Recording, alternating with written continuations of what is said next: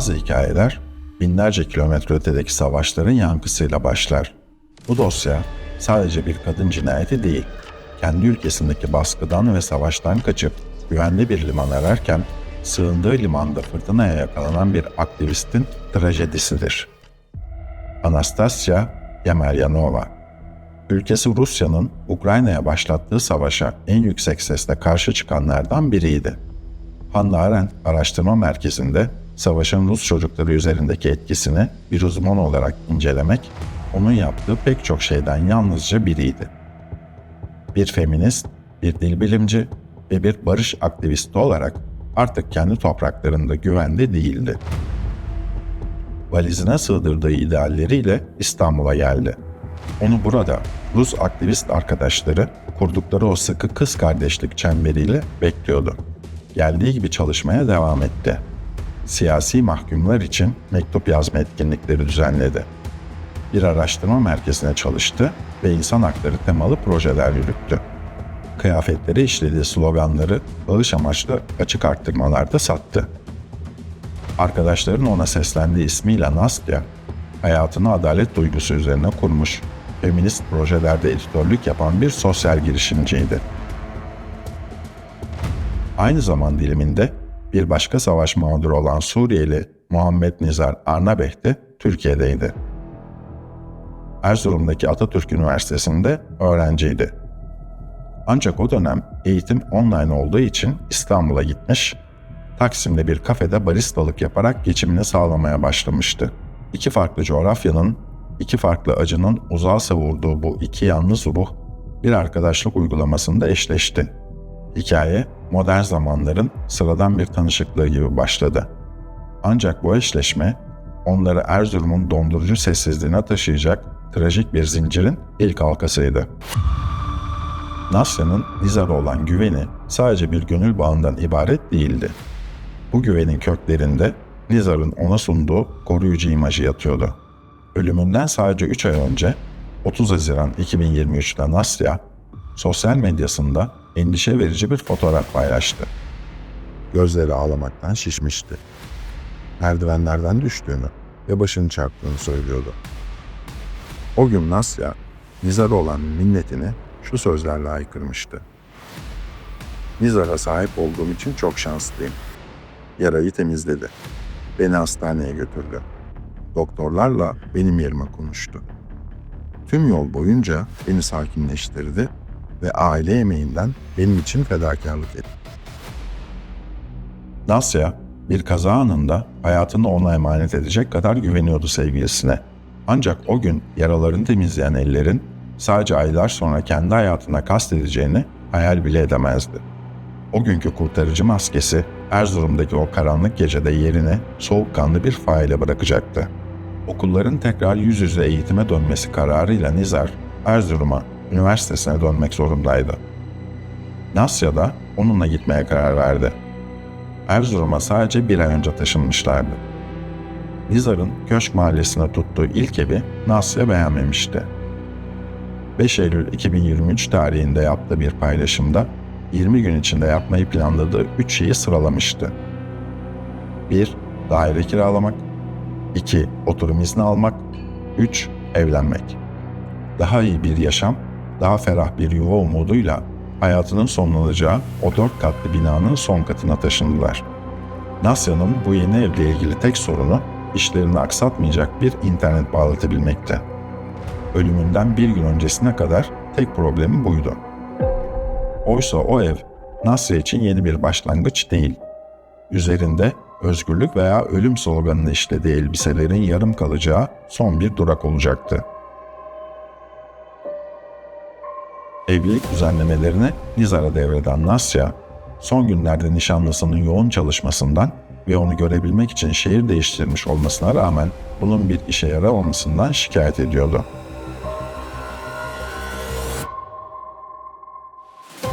...21 Eylül 2023 gecesi o yeni taşındıkları evden şiddetli kavga sesleri yükseldi. Alt komşuları saat 23.30 sıralarında yukarıdan gelen eşya devrilme ve bağırışma seslerini duymuştu. Nizar'ın daha sonraki ifadelerine göre her şey Nasya'nın yaptığı yemeği yemeyeceğini söylemesiyle başlayan basit bir tartışmayla alevlenmişti. Nasya, o gece bacağından aldığı derin bir cam kesiğiyle ana damarının parçalanması sonucu kan kaybından can verdi. İddianamedeki detaylar basit bir kaza iddiasını yerle bir ediyordu. Tartışma sırasında Nizar'ın Nasya'yı sertçe ittiği, Nasya'nın salondaki cam sehpanın üzerine düştü ve sanığın kırılan sehpadan eline geçirdiği keskin bir cam parçasını Nasya'nın zaten yaralı olan bacağına saplayarak ölümü garantilediği iddia ediliyordu. Adli tıp raporu, bacakta meydana gelen büyük damar kesisini ve ölümün bu şiddetli dış kanama sonucu gerçekleştiğini tescilledi. Nasya, o gece sığındığı evin zemininde hayatını değil, bir devrin adalet inancını bıraktı. Nasya'nın ölümüyle sarsılan sadece ailesi değildi. St. Petersburg'daki üniversite yıllarından beri, yani tam 10 yıldır onunla omuz omuza insan hakları mücadelesi veren avukat ve aktivist Varya Mihalyova, bu davanın sessiz kahramanı oldu. Varya, her bir duruşma için Çekya'dan Erzurum'a geldi. O soğuk mahkeme salonlarında Nasya'nın annesinin yanında en ön safta yerini aldı. Varya'nın her duruşmaya gelişi sadece bir arkadaşlık görevi değil, bir adalet nöbetiydi. Duruşma çıkışlarında gözleri dolarak ama sesi hiç titremeden şunları söyledi. Anastasya ile 2013 yılında tanıştım. 10 yıldır arkadaşız. Birlikte yüksek lisans yaptık. Daha sonra uzun yıllar birlikte insan hakları ile uğraştık.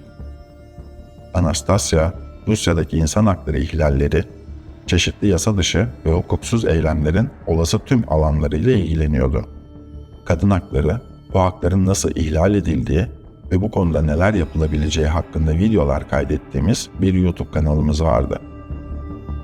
Nasya şefkatli, inanılmaz derecede aktif ve yetenekliydi. O, adalete ve hakikate tutkulu biriydi. Bizim için en önemli şey, mahkemenin Nasya'nın başına gelenlerle ilgili gerçeği ortaya çıkarması. Onun ne kadar harika bir insan olduğunu dünyaya anlatmaya devam edeceğiz. Dava süreci, sanık Muhammed Nizar Arnabey'in çelişkili ifadeleriyle bir kördüğüme dönüştü. Nizar, soruşturma boyunca tam 4 kez ifade değiştirdi. Emniyette avukat huzurunda verdiği ilk ifadesinde Nasya ile tartıştığını ve onu cam parçasıyla yaraladığını kabul etti. Sonra bu ifadeden döndü. Tartışırken omzum çarptı. O kazayla sehpanın üzerine düştü dedi. Mahkemede emniyetteki ifadesinin işkenceyle alındığını öne sürdü. Ancak bu iddiası muayene eden doktorların işkence izi yoktur raporu ve dinlenen polislerin şahitliğiyle çürütüldü. Önce Çocuklar ve Kadınlar Derneği avukatı Begüm Osman, sanığın suçtan kurtulmaya yönelik hamlelerini mahkemede bir bir sıraladı. Sanık 4 farklı senaryo anlattı. 4 ifadeden birinde suçunu kabul etmişti. Dijital deliller yalan söylemez. Cinayetin işlendiği akşam sanık internetten Erzurum'dan İstanbul'a uçak bileti bakmış. Eğer iddia ettiği gibi bu bir kazaysa neden ambulans çağırmak yerine kaçış planı yaptı? Neden 1,5 saat boyunca yardım istemedi? Ayrıca Nasya'nın akıllı saatindeki veriler sanığın anlattığı zaman çizelgesiyle uyuşmuyordu.